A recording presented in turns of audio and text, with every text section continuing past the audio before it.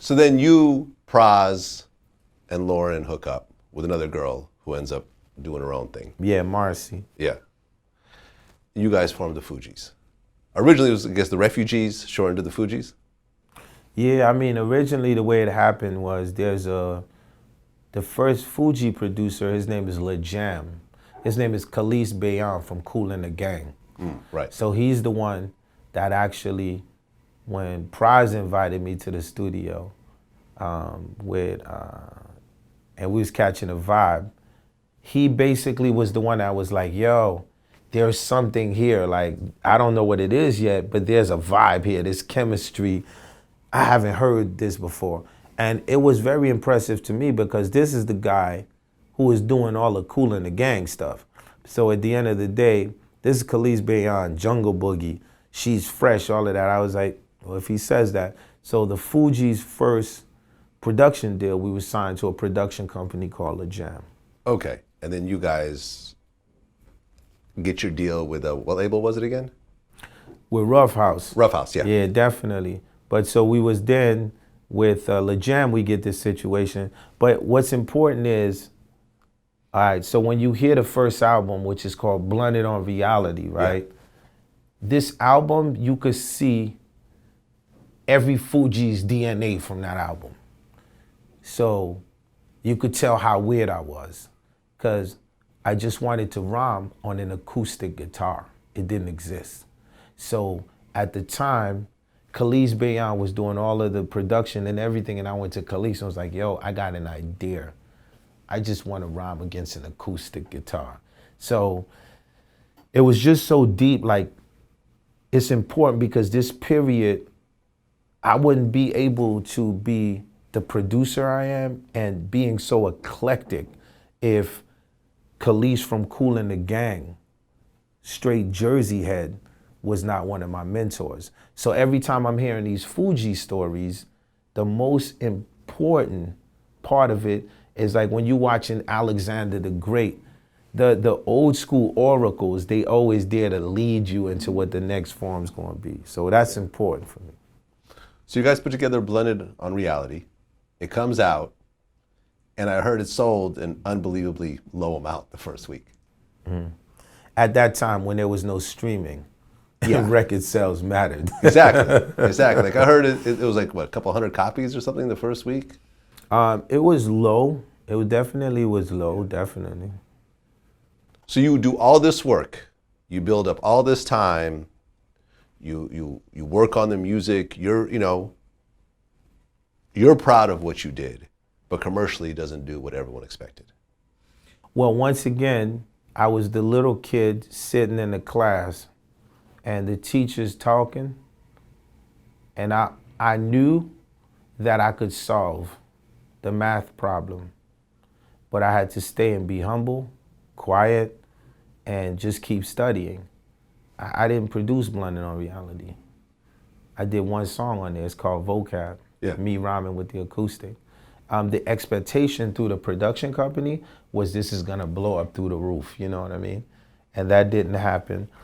But Sony was like, yo, they're so good live when they performing, so okay, let's like, because at the time, a label wouldn't just give up, because if you're a performer, you can perform, then you automatically going to eat. And so my job, one of my jobs is I used to put the Fuji show together. I'm a showman. So the way that I got those chops, really, I would say is like from my daddy's church, like learning how to put the band together, the choir together, and writing that. So definitely. So, and to be honest, I always felt that the Nappy Heads remix was really dope off that album. Okay. Now this is deep. That's Salaam Remi's remix. Okay. So after the whole album, this wasn't, and the product manager, Jeff Burrows, he set up a meeting, right? And Salaam will tell you this story. Me and Salaam sat down, like before anyone. And we was having a conversation. And later I brought Praz and Lauryn in them in. Because Jeff Burrows said, yo, this is the guy, like, and he's doing Hot Stepper and everything. And I remember we all going into Salaam, And I think Salaam still got those original verses. I think everybody rhymed like 15 minutes and left. And Salaam put this record together into this whole masterpiece. What do I remember? Salaam was like, yo, man, y'all like over talented, dog.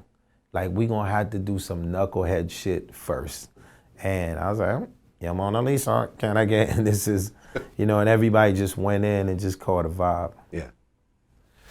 So then you guys start working on the score. And, because I interviewed Praz about this. We got $135,000. Okay. And then you guys built your own studio. Yeah, because we didn't have money, so we didn't have money to go and get producers at that time. We only got 2 producers, outside producers, that could fit within our budget cap. Obviously, we went and got Salaam, because Salaam was the one who did the remix for Nappy Head's Mona Lisa record. So we wanted to still capture that, to be consistent and still get some of that magic, which he ended up giving us a fucking incredible record, Fugees.